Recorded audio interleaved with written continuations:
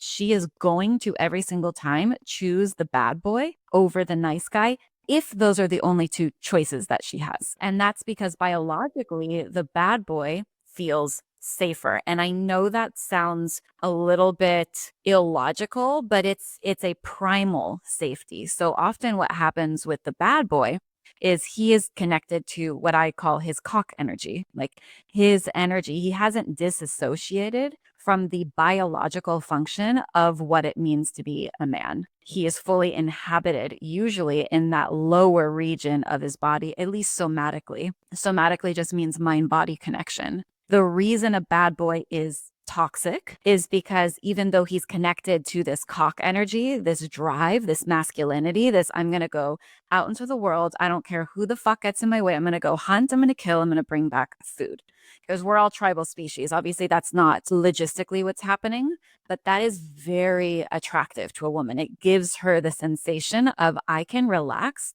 and be feminine. And that is such a yummy space for a woman to be in. Now, the opposite happens with a nice guy. A nice guy, I'm sorry, I don't know if I completed that thought.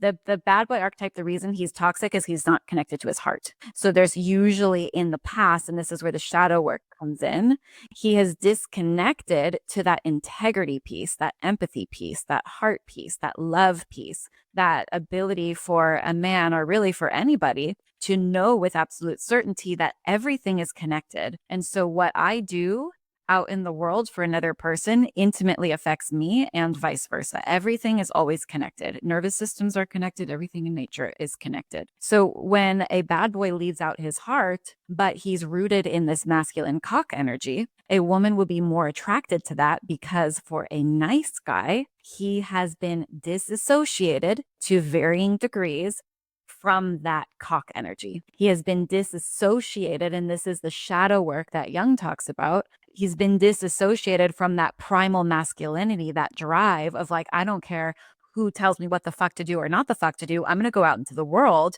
and be my full authentic masculine self. And so for a nice guy, because he's repressed that part of himself, he maybe hasn't disconnected from his heart, but maybe even then he exists in his head. He exists in his head thinking, I know I kind of somewhere have this need to feel this certain way, but I can't get it met.